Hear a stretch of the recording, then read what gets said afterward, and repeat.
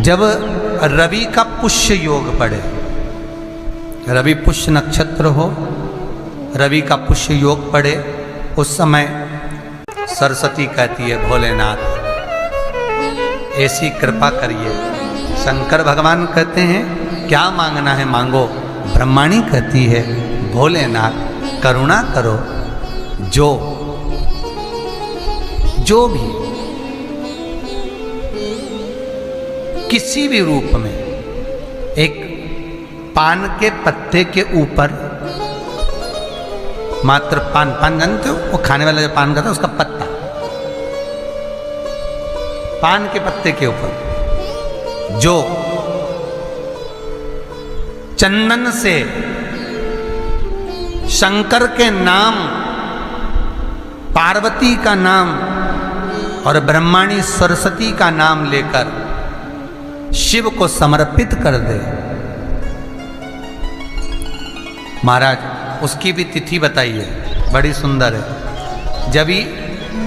जब रवि का पुष्य योग पड़े, रवि पुष्य नक्षत्र हो, रवि का पुष्य योग पड़े, उस समय पान के पत्ते पर चंदन से शंकर, पार्वती और सरस्वती का स्मरण कर कर जो शिवलिंग के ऊपर उस पान के पत्ते को चढ़ाकर 5 बेलपत्र 3 समी पत्र समर्पित कर देते हैं, उस बच्चे से चढ़वा देते हैं, वो बच्चा कभी पढ़ने में कमजोर नहीं होता, विद्या में बढ़ता ही बढ़ता है।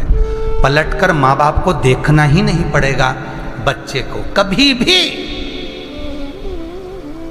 मां को कहना ही नहीं पड़ेगा कि पढ़ने बैठ, वो खुद पढ़ेगा, रुचि से पढ़ेगा।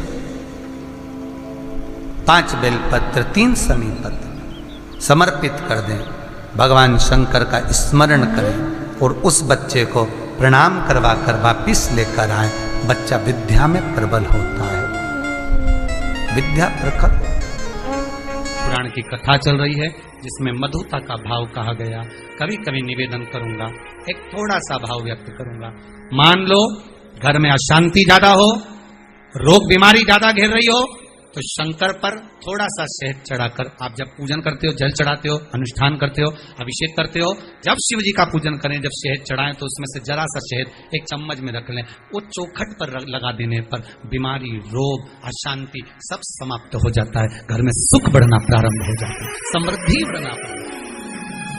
मधुता में सुख भी, शहद में सुखता भी। भगवान को जो समर्पित किया गया, एक एक पुष्प भगवान शंकर को जो दिया गया है, एक एक भाग जो शिव को दिया गया है, वो साधारण नहीं है।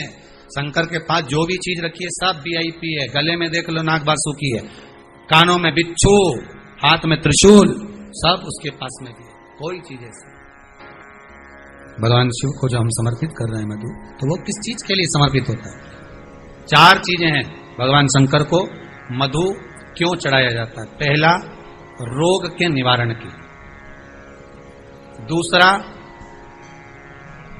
शरीर की जो नाड़ियां हैं जो चोक हो जाती हैं, ब्लड को रोक देती हैं जाने के लिए, उसके लिए भी शिव को शहद चढ़ाया जाता है। तीसरा, नयनों को शिव के चरणारविंद में स्थिर करने के लिए, नयन रोग का निवारण करने के लिए भी शिव को शहद चढ़ाया जाता है। चौथा,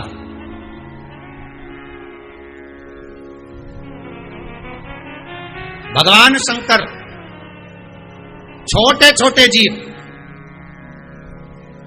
जो शिव से दूर नहीं है, कंकर से जो चिपके हुए हैं, जो कहीं जा नहीं सकते, उनको कोई पूछता नहीं, सब उनके विपरीत हैं। शिव उनको अपने करीब में लाकर पूरी सृष्टि का संचार करने के लिए, अपने नजदीक लाने के लिए, शंकर उस सृष्टि खंड को अपने आनंद सुख में लेने के लिए उस शहद का पूर्ण अभिषेक, शहद मधु इसलिए संपूर्ण विश्व कल्याण के लिए। अकाल मृत्यु वो मरे जो काम करे चंडाल का, काल उसका क्या बिगाड़े जो भक्त हो महा। रविवार को अगर लोटा भरकर शिव को समर्पित करा जाता है तो घर में तेज लक्ष्मी प्राप्त होती है। सोमवार के दिन भगवान शंकर को अगर जल चढ़ाया जाता है तो हमारे घर में शीतलता का अनुभव होता है। मंगलवार को अगर शिव जी के मंदिर में, शंकर के मंदिर में जाकर 1 लोटा पानी चढ़ाया जाता है तो हमारे कार्य में उन्नति होती है। बुधवार के दिन अगर शंकर पर 1 लोटा पानी चढ़ाया जाता है तो जिन लड़कियों का विवाह नहीं हो रहा, जिन बच्चों का विवाह नहीं हो रहा, उन बच्चों के भी विवाह हो जाते हैं हमारा। गुरुवार के दिन अगर शिव जी के मंदिर में पानी चढ़ाया जाए, जल चढ़ाया जाए तो घर में विद्वत्ता का अनुभव होता है हमारा, बच्चे पढ़ने में प्रखर होते हैं महाराज।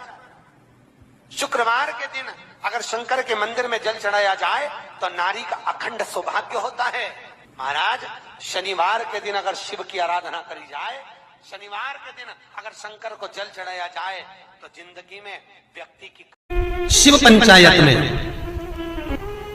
गुड़, चावल, लाल फूल और लाल मिर्ची के 11 दाने पानी के कलश में तांबे के लोटे में लेकर हाथ को ऊंचा कर नेत्र, नासिका, वक्षस्थल के सम्मुख में जो सूर्य नारायण को अर्घ देता है, जल चढ़ाता है, पर जो सूर्य को अर्घ रविवार के दिन दे देता है, अगले रविवार तक पैसे की आवक आना प्रारंभ हो जाती है।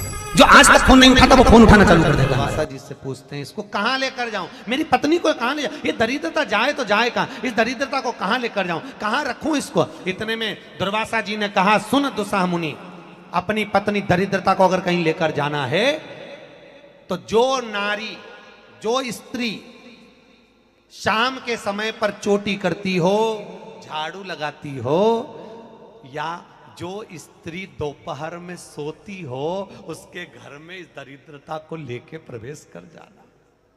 वैसे मुझे उम्मीद है करमाला की माताएं दोपहर में नहीं सोती होंगी, जो दिन में सोती हो, जिसके यहां रात में बर्तन झूठे पड़े रहते हो, जिसके यहां रात्रि में बर्तन झूठे पड़े हों, उसके घर में इसको लेकर प्रवेश कर जाए। प्रवेश दरिद्र महाराज, भगवान विष्णु ने दरिद्रता देवी को देखकर कहा, अरे ओ दरिद्रता देवी, लक्ष्मी जी की बड़ी बहन ज्येष्ठा, आप पीपल के वृक्ष के नीचे बैठी हो, इस पीपल के पेड़ के नीचे हम लक्ष्मी जी के साथ शनिवार के दिन आपसे मिलने के लिए आए हैं। शनिवार के दिन जो पीपल के वृक्ष के नीचे दिया लगाएगा, उसके घर में कभी संपदा की कमी नहीं होगी। सारे दिन पीपल के वृक्ष के नीचे हमारा निवास होगा। इतने में दरिद्रता खड़ी होकर बोली, रे नारायण, तुमने अपने मन की बात कह दी कि 7 दिन तुम्हारे होंगे, ऐसा नहीं हो सकता, इसमें 1 दिन मेरा हो। तो भगवान विष्णु ने कहा, कौन सा दिन?